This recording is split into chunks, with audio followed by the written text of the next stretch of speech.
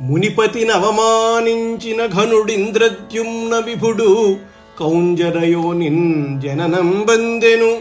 విప్రులన్ కని అవమానింపతగదు ఘనపుణ్యులకున్.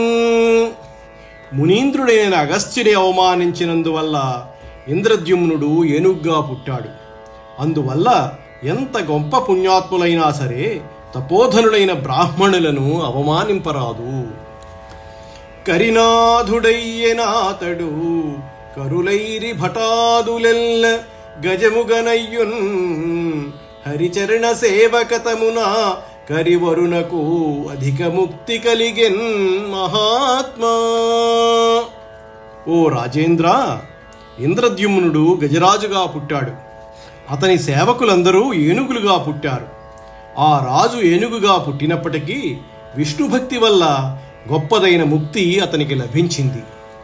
కర్మతంత్రుడగుచు కమలాక్షుగొల్చుచు ఉభయనేత వృత్తి నుండెనేని.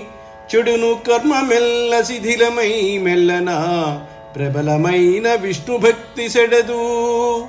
చెడును కర్మ మెల్ల శిథిలమై మెల్లన ప్రబలమైన విష్ణుభక్తి సెడదు.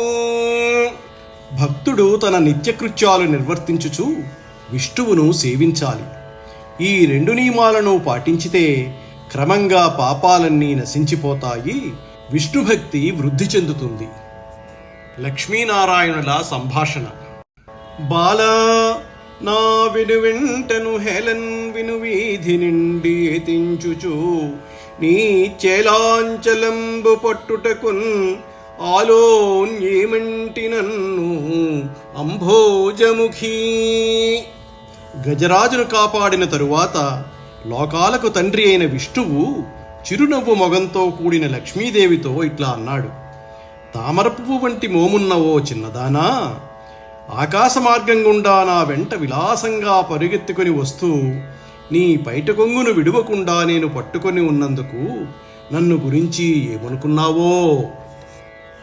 ఎరుగుదు తెరవా ఎప్పుడు మరువను సకలంబు నన్ను మరచిన ఎడలన్ మరతునని ఎరిగి మొరగక మరవక మొరయిడిరయే నీ మరి అన్యములన్.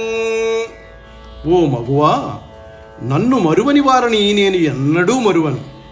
నన్ను విడిచిపెట్టిన వారిని నేను విడిచిపెట్టుతాను.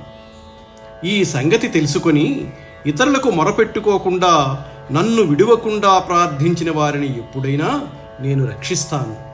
ఇది నీకు తెలుసు కదా.